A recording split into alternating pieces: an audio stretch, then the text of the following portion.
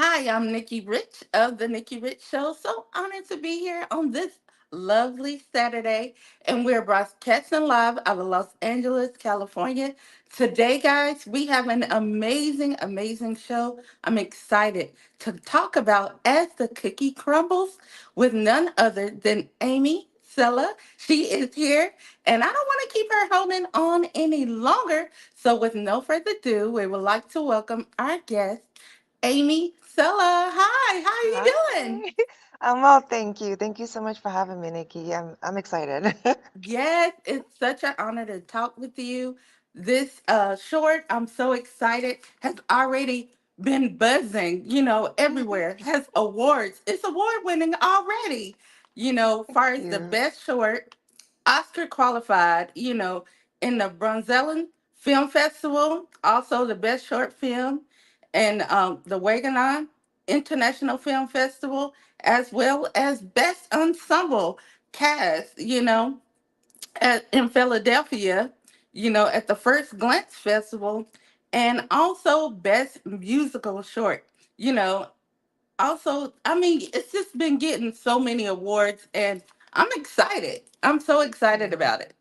Thank you. Thank you so much. Yeah, it's everywhere, it feels like. Yeah. But I'm just grateful that people are responding to it the way they're responding to it. That means the world to me. Yeah. Yes. And you are the director, screenwriter, producer, and executive producer, along with others as well, coming together for this amazing short. How does it feel, to see it come to light? Wow, I mean, it feels incredible. First of all, it's a labor of love, obviously. It was like it took everybody coming together to make it happen. Yes. And we shot it during like smack down in the middle of the pandemic, like right around when the vaccine first came out. Mhm. So it was a process figuring out how to shoot a film, that we shot it was all overnight shoots, and we shot 4 nights, and we are in different parts of the city filming it to get everyone together to make that happen throughout COVID, and then edit it and work with everybody remotely, from the post production like sound team to our composer who still lives in Puerto Rico too. It's like everything was done remotely in that sense, and then to finally have it come together, and then people are receiving it the way they are. I definitely feel very honored. I think it's gratifying that everyone's happy to experience this film that we all put our hearts and souls into. So Yes. Now, how yeah. important was it to, write a film, just based off of loss, grief, and relationships? For me, it's super important because here's the thing. I've always struggled with the way we categorize people's pain and loss and how you deal with it. So, like for instance, let's say you're dating someone for a couple months and they break up with you. People are like, "Well, it's not like you were married for 20 years and got a divorce."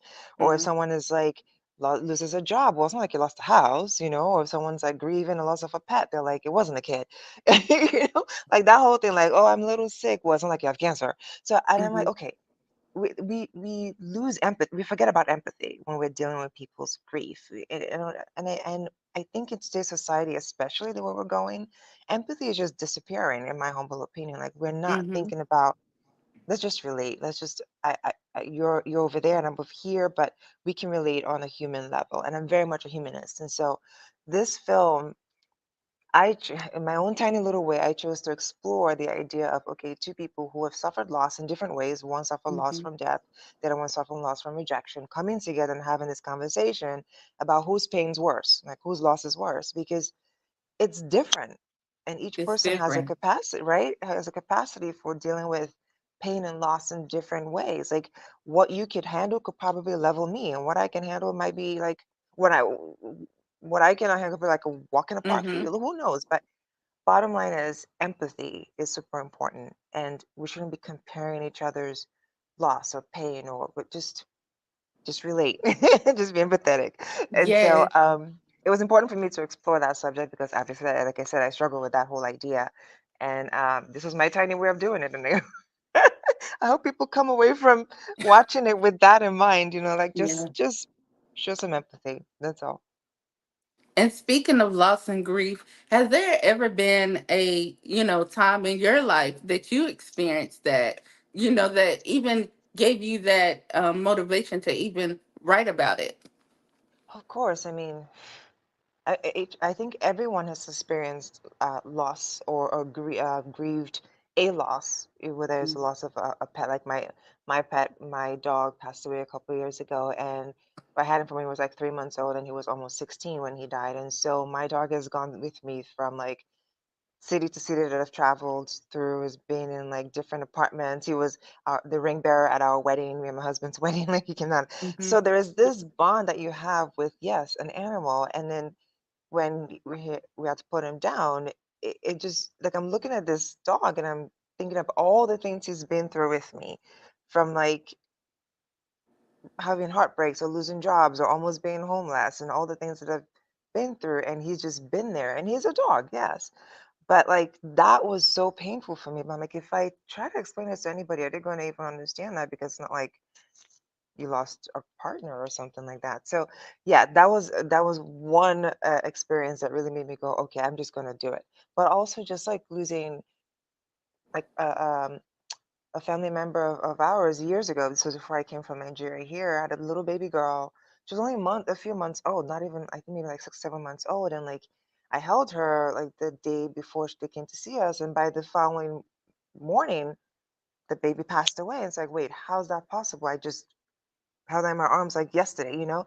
So you suffer different types of loss or Yes. grief, or like losing the job, like I said, or almost being homeless, or actually being homeless. I was homeless for a short amount of time, and seeing how each person just has a hard time really understanding, like, hey, this could happen to you, or maybe not. But if you just dig in and say, okay, this person is a human being like I am, and they're dealing with this stuff, and I may not understand it, but I'll show you some kindness and just whatever way I can be there for, be there for you. I think the world would be just a slightly better place. I Yes. think. I Yes. hope. Yes. And so yes, those were like little motivations behind my, or that little, I want to say, anecdotes from my life that found their way into me writing this, yeah, this story. And I also want to say you have an amazing cast, Thank you. I can relate to each one, and you have so many emotions, you know. Yes. You go through so and you can relate to each one, So I was like, wow, this cast is so amazing. Thank you. It was such a great cast. And Yeah, I got lucky with them. They were incredible. do you have any favorite scenes? Some of your favorite scenes. Oh my God. Okay. First, okay, this is probably my absolute favorite scene in the movie was the breakup scene. So anyone who goes to see this Yes. film will get what I'm saying, and I hope everybody who's watching gets a chance to see it, and hopefully comes to where you live, or if you're in LA right now, or Toronto, or Austin, or whatever, just find your way to to a festival and go see it. But the breakup scene for me was cringe.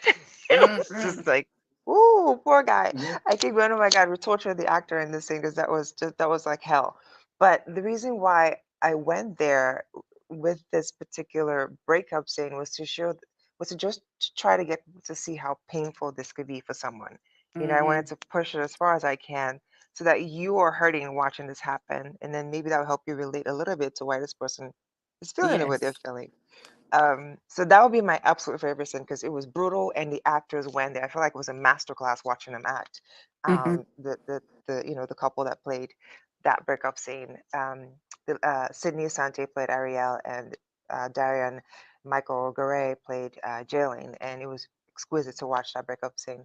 But there were other scenes that are really cool too, like when he runs to the widow was pretty cool. So yeah, no, my absolute favorite was the breakup scene. You know what else is powerful as well? The music. We have to talk about the music. I loved it.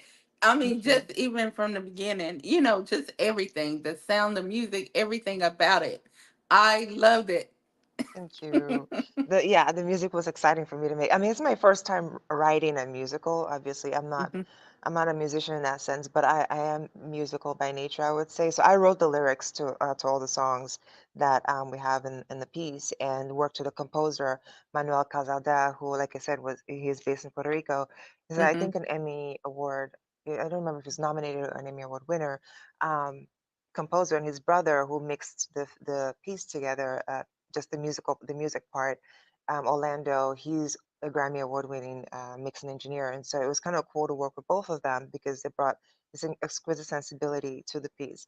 So I wrote the lyrics and sent them off obviously to Manuel with samples of music that I kind of was like hearing that I wanted, or elements of music that I wanted to feel in the songs. I gave him a ton of examples, and he would write, a sample to some of the lyrics and be like, okay, here's what I'm thinking. And so we went back and forth like that with him creating music for the lyrics. And then when the music was done, we got the actors in um, the whatchamacallit, the studio, and they recorded a song, and then we slapped that on a track, and then we went to film, and the music was playing, and they were singing to it. So it was really exquisite to like walk through the steps of creating music for a piece, a musical, where the actors get to sing, and we had the composer make the music, and I wrote the lyrics to it. I was like, this is kind of crazy, That but is it major. was That pretty was so cool. awesome. To me, I was like, "Oh my god, this music, has that jazz, that R&B, that pop." I loved it, every Thank bit you. of it. Thank And you. you could just feel it, in the film. You could feel it, and everything. I loved it. Everything Thank about you. it. Thank you. Thank you. I'm glad because we wanted that. We wanted it to be a Yes. combination of R&B, a little bit of obviously jazz and pop Hmm. and soul. So you want to bop your head to it as you're listening to the music. Hmm. And we had Yes. that in there, so that's pretty cool. Yes. Now, when watching, as the cookie crumbles, what impact do you hope the audience, will take away while watching this? Whew. I think again the biggest thing will be empathy. Like always Hmm. choose kindness and just really understand that even if you don't think what someone is going through is that big of a deal, because maybe for you it wouldn't be that big of a deal, Hmm. understand that we are all built differently and our life experiences have kind of taught us different, trained us differently in that way. But underneath it all, we're literally the same. You know what I Hmm. mean? Like my motto is, we all live the same lives, just colored differently. And so you may not be in the situation that that person is in because your life has kind of put, you know, your path that got you to the point where you two met is different. But what they're going through is just as valid as whatever it is you've been through or you're going through. And Hmm. if you leave with just a tiny little bit of room for empathy, I think you get a lot of reward back because one, your worldview would expand, right? Because you're Hmm. okay, you're learning to understand how other people deal with stuff, and you're finding yourself in other people, but also you'll be creating space where people can just be themselves versus who they think the world needs them to be, which that's not sustainable. Like right now, I think from what I understand, the statistics is like at least 50% of people in the workforce right now are on their way to burnout. And that's not people who are already burnt out. Like Hmm. we just have this thing that we're supposed to just keep being, and that no one has that kind of stamina. No. You know? No. Like we got to bring it down. Like I feel like the world is on fire right now, and we have to cool it down a little bit. Hmm. And empathy is like one of the best, I think, one of the best ways to start because it's a small thing where you may not think it's a big deal, but you just choose to be kind in that moment and let it be. And here's one thing I want to leave people with: the way I think of kindness on a scale from, forget about zero, and so from like a scale of 1 to 9. So one would be like you want to punch somebody today, eh, that's like your level of kindness. That's all you can Hmm. handle. And 9 could be like, I don't know, you can give Mother Teresa a run for her money, right? Like that's how. And then on any given day, depending on what you're doing, if 1 or 2 is the most you can do, that's a start. That's something, Yes, right? it is. Because guess what? You're always thinking about being kind. So you're like, I can only just keep my mouth shut right now. That's as kind as I can be.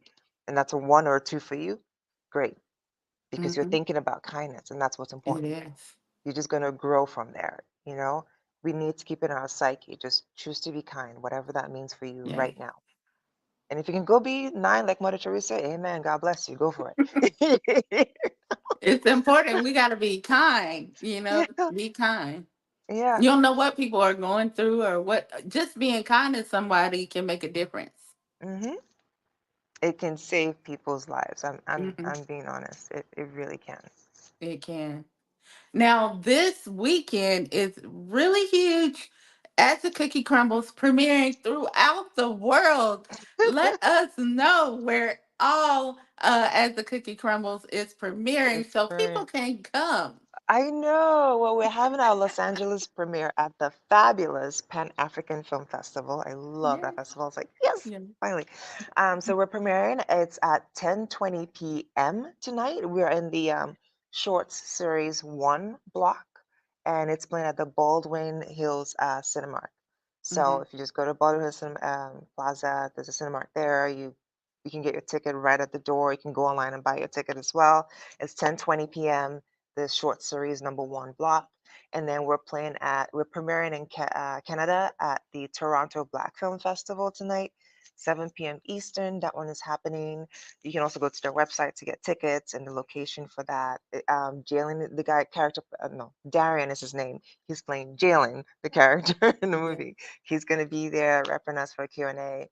And also we're playing at 3 p.m. Eastern in Austin, Texas. So we're doing our Texas premiere here at the Austin Revolution Film Festival. And that's at 3 p.m. And it's the Revolutions Block, I believe that's called. So you can also go to your website and get tickets there. So those are the three places screening today alone, which is really Wow. exciting. That is It's so cool. amazing. So Thank you. amazing. I know, you're going to celebrate all weekend. Well, you already been celebrating because, like I said, you have tons of awards, Yeah, I'm so blessed. before the premiere. Amazing. Thank you. I mean, we're just excited and grateful, truly Yeah. grateful. Now, in case anybody wanted to learn more, where can they go to or follow? Yeah, you can check out my website. It's selafilms.com. So SELA Films is all one word. That's the website. You can see my work and what I'm up to and what my production company is up to.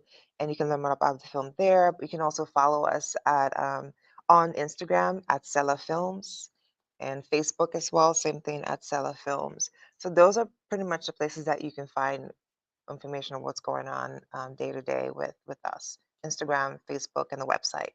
And it's all Sela Films. So you can find us there. And you Yeah. can also just find me at Aimiende. I mean, my name is so like weird. You Google it, it's gonna come up.